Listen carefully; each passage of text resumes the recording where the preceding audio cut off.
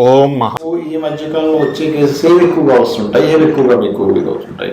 అంత చేతులు ఎత్తేసిన కేసులు సపోజ్ హెల్ప్లెస్ కేసెస్ మా దగ్గరకు వస్తాయి. ఇప్పుడు రుమటైడ్ ఆర్థరైటిస్ ఉంటది. రుమటైడ్ ఆర్థరైటిస్ లో వాళ్ళు కార్టిజాన్ స్టెరాయిడ్స్ పెట్టుంటారు, ఇంకా వీక్ అయిపోయి కిడ్నీ ప్రాబ్లం వచ్చి వాళ్ళు వస్తారు రిఫరెన్స్ పెయిన్స్ తగ్గాలని చెప్పి.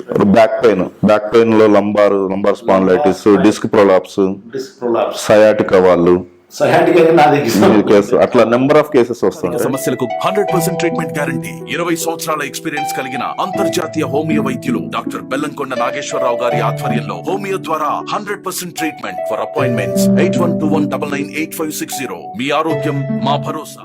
గణాధిపతయే నమః. ఓం గురుభ్యో నమః. ఓం శ్రీమాత్రే నమః. పరమేశ్వర స్వరూపమైనటువంటి జ్యోతిష, వాస్తు మరియు ఇతర అనేకమైనటువంటి శాస్త్రములను మనకు అందించినటువంటి మహర్షులకి నమస్కారం.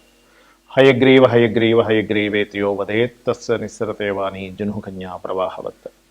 అరుణాం కరుణాతరంగితాక్షీం ధృతపాశాంకుశ పుష్పబాణ చాపాం అనిమాదివిరావృతాం మయూకైః అహమిత్యేవ విభావయే భవానీం. శ్రీమాత్రే నమః. ప్రేక్షకులందరికీ కూడా ఆ యొక్క లలితాంబిక అమ్మవారి యొక్క అనుగ్రహం పరిపూర్ణంగా కలగాలని మనస్ఫూర్తిగా కోరుకుంటూ ఈరోజు మనం చెప్పుకోబోయేటువంటి టాపిక్ ఏమిటి అంటే, మనకి చూడండి, పితృపక్షాలలో పితృదేవతా సంబంధంగా చేస్తూ ఉంటాం. అదేవిధంగా రాహువు గనక మీనరాశిలో కానీ అదేవిధంగా ధనస్సు రాశిలో కానీ సంచరించేటప్పుడు ముఖ్యంగా దేశ ప్రజలందరూ కూడా పితృదేవతా సంబంధించింది చేసుకోవాలి, గుర్తుపెట్టుకోండి. అది ఒక్కొక్క లగ్నం బట్టి, ఒక్కొక్క రాశిని బట్టి ఒక్కొక్క రోజు చేసుకుంటే మరింత మంచి ఫలితాలు ఉంటాయి. నాకు లగ్నము రాశి తెలియదు అనుకునేటువంటి వారు ఏం చేసుకోవాలి, అసలు ఏ ఏ విధాలుగా చేసుకోవాలి, ఏ ఏ రాశి వారు ఏం చేసుకోవాలి అనేది మనం ఒక్కొక్క రాశి పరంగా, రాశి తెలిస్తే రాశి, లగ్నం తెలిస్తే లగ్నం పరంగా ఏ రోజు ఎటువంటిది దానం ఇస్తే మంచిది, ఎటువంటి ప్రక్రియ చేసుకుంటే మంచిది అనేది మనం ఇప్పుడు తెలుసుకుందాం. తులాలగ్నము, తులారాశి. తులా వారికి అంటే మీకు సహజంగా తులంటేనే బిజినెస్ సైన్గా చెప్తూ ఉంటారు, ధర్మంగా న్యాయంగా బ్యాలెన్స్ చేయడం అనేటువంటిది ఎక్కువగా ఉంటుందని చెప్తూ ఉంటారు.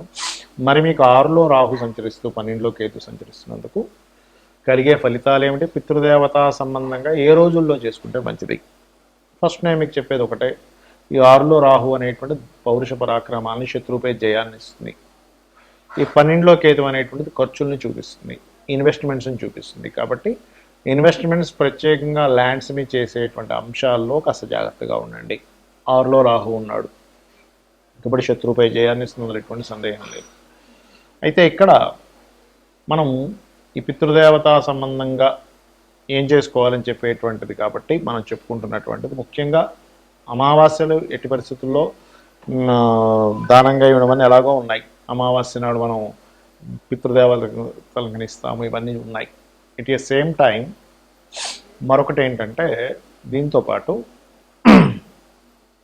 అమావాస్యలు ఇవ్వడమే కాకుండా చూడండి, ఈ సమయంలో పర్టికులర్గా మీరు ఏదైతే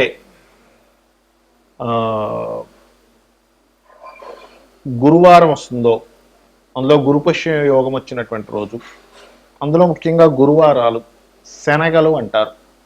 అది పచ్చి శనగలు కావచ్చు, కొమ్ము శనగలు కావచ్చు, ఏదైనా శనగలు, నల్లవా అవి ఇవి అడుగుతూ ఉంటారు, తొక్క తీసినవా, ఇవన్నీ కాదు, శనగలు దానంగా ఇవ్వండి. శనగలు 1 కేజీ బావు శనగలు, పసుపు రంగు వస్త్రము గురువారాలు దానంగా ఇవ్వండి. మీరే చూస్తారు లైఫ్లో ఎంత అద్భుతమైనటువంటి అవకాశాలు మీకు వస్తాయి, ఆటంకాలు జరగకుండా ఉంటాయి. మీరు చేసి ఇక్కడ ఎలా ఉంటుందంటారంటే, లైఫ్ అనేటువంటిది ఏదైతే ఉందో మనం ఒక రకంగా డిజైన్ చేసుకుంటాం. ఆ డిజైన్ చేసుకున్నటువంటి లైఫ్ వ్యతిరేకంగా వెళ్తుంది అనుకోండి, చాలా ఫ్రస్ట్రేషన్కి గురవుతూ ఉంటాం. ఆ ఫ్రస్ట్రేషన్కి గురవకుండా, ఆ రాహుకేతువుల యొక్క మాయలో పడకుండా ఇచ్చేసుకోండి, అన్ని విధాలా బాగుంటుంది. ఇప్పటి వరకు నేను చెప్పినటువంటిది ఏదైతే ఉందో, పర్టికులర్గా మీకు లగ్నము తెలుసండి లేదా రాశి తెలుసండి అన్నప్పుడు, మరి లగ్నము రాశి తెలియని వాళ్ళు ఏమిటి? సహజంగా పితృదేవత సంబంధించినటువంటిది మనకు శాస్త్రాల్లో ఏంటంటే, మనకు దేవత ఎంత అవసరమో పితృదేవతలు కూడా అంతే అవసరం, ఇంకా ఎక్కువ అవసరం చెప్పాలంటే. కాబట్టి ఈ రాహు యొక్క సంచారం మీనరాశిలో సంవత్సరంన్నర పాటు ఉంటుంది. కాబట్టి ఈ సంవత్సరంన్నర పాటు కూడా ప్రతి అమావాస్యకి స్వయం పాకం ఇవ్వండి, ఒకటి. రెండవది, మీకు స్వయం పాకం మీరు ఎక్కడో ఏదో విదేశాల్లో ఉన్నారు, ఇవ్వలేకపోతున్నారు, అప్పుడు ఏమిటి పరిస్థితి? ఇండియాలో మీ వాళ్ళు ఉంటారుగా, వాళ్ళతోని మీ పేరు మీద ఇప్పించవచ్చు ఎవరైనా. రెండవది. ఇక మూడవది ఏమిటంటే, కొంతమంది ఏమండి నేను స్వయం పక్కన ఇవ్వడానికి ఇండియాలో కూడా ఎవరు లేరని ఒక్కడనే ఉన్నప్పుడు ఏమిటి, నువ్వులు తీసుకొని చక్కగా పితృదేవతల కోసమని వదలవచ్చు. మూడవది. అయితే ఇక్కడ ఇప్పుడు మనం చెప్పుకున్నది ఏదైతే ఉందో ఇవన్నీ యాజ్ ఇట్ ఈజ్ ఇలాగే జరుగుతాయా, దీంట్లో ఏదైనా మార్పు ఉంటుందా అంటే ఒకటి గుర్తుపెట్టుకోండి, మీ పూర్వజన్మలో చేసుకున్న పుణ్యం మిమ్మల్ని కాపాడుతూ ఉంటుంది.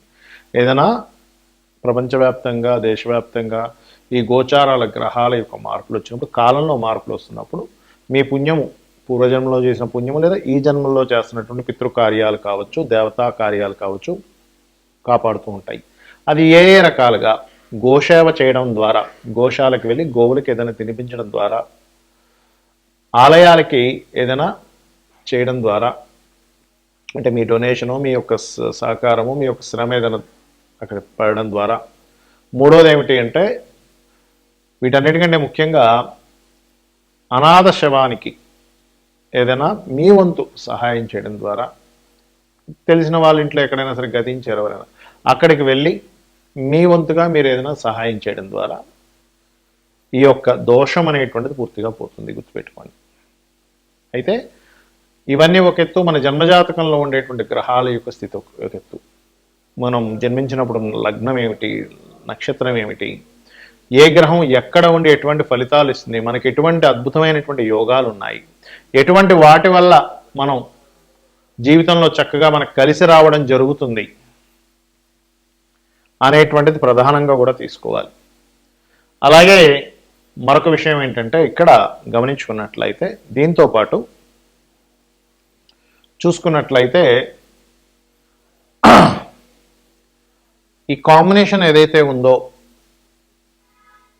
ఇప్పుడు ఉన్నటువంటి రాహువు కేతువు, రాహువు మీనంలోని కేతువు కన్యలో ఉన్నందుకు, ఈ కన్యలో ఉన్న కేతువు వల్ల అది భూతత్వ రాశి అవుతుంది. కాబట్టి ఎవరైనా సరే ఏదైనా ఇన్వెస్ట్మెంట్స్, భూముల మీద ప్రత్యేకంగా ఇన్వెస్ట్మెంట్ చేసేటప్పుడు 1 సంవత్సరంన్నర వరకు ఈ ల్యాండ్ విషయంలో ఎటువంటి ఎక్స్పెక్టేషన్స్ పెట్టుకోకండి.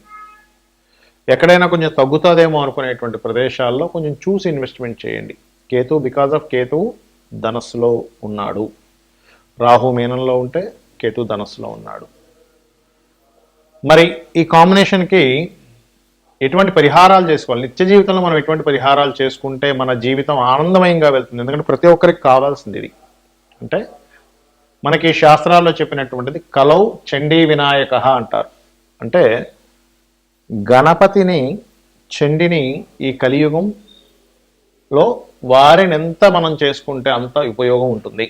ఉదయాన్ని నిద్రలేచిన వెంటనే గణపతిని తలుచుకోండి, కాసేపు అమ్మవారిని, కాసేపు స్కందుడిని తలుచుకొని నిద్ర లేవండి.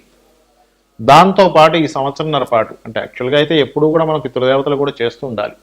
సంవత్సరంన్నర పాటు ఖచ్చితంగా మీరు చేయవలసింది ఏమిటి అంటే, ఒక్కసారి ఒక 5 నిమిషాలు 10 నిమిషాలు ఓం పితృదేవత ఏ నమః అనుకోండి చాలు. వారి పేరు మీద ఏదైనా దానం చేయడం, పేదవాళ్ళకి ఇచ్చినా సరే పర్వాలేదు, గుర్తుపెట్టుకోండి. రోడ్డు మీద పాపం తిండి లేని వాళ్ళు ఉంటారు, ఇబ్బంది పడుతున్న వాళ్ళు ఉంటారు, వారికి ఇవ్వండి పర్వాలేదు. ఒక బట్టో, ఒక అన్నం ప్యాకెట్టో, ఒక నీళ్ళ బాటిలో, లేదా ఒక పాల ప్యాకెట్టో ఏదైనా ఇవ్వండి. ఇస్తే అది పుణ్యంగా మారి మీ యొక్క పితృదేవతలకి, పితృలకు అందుతుంది. ఇలా చేయండి. ఖచ్చితంగా ఏంటంటే మనకి వేదం చెప్తుంది ఒకటే, పరోపకారం పుణ్యం, పరపీడనం పాపం. ఇంకొకరిని ఇబ్బంది పెట్టావా అది పాపము, ఒకరికి నువ్వు గనక ఏదైనా ఇచ్చావా అది పుణ్యంగా మారుతుంది, ఒకరిని నువ్వు సహకరిస్తే గనక అనేటువంటిది వేదం చెప్తున్నటువంటి అంశము.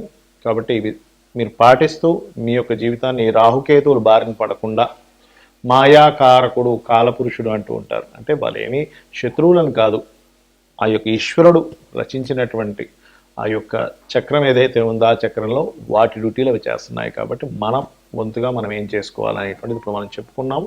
సో ఇవన్నీ మీరు పాటించి ఆ లలితాంబిక అమ్మవారి యొక్క అనుగ్రహం పరిపూర్ణంగా పొందుతారని కోరుకుంటూ శ్రీమాత్రే నమః.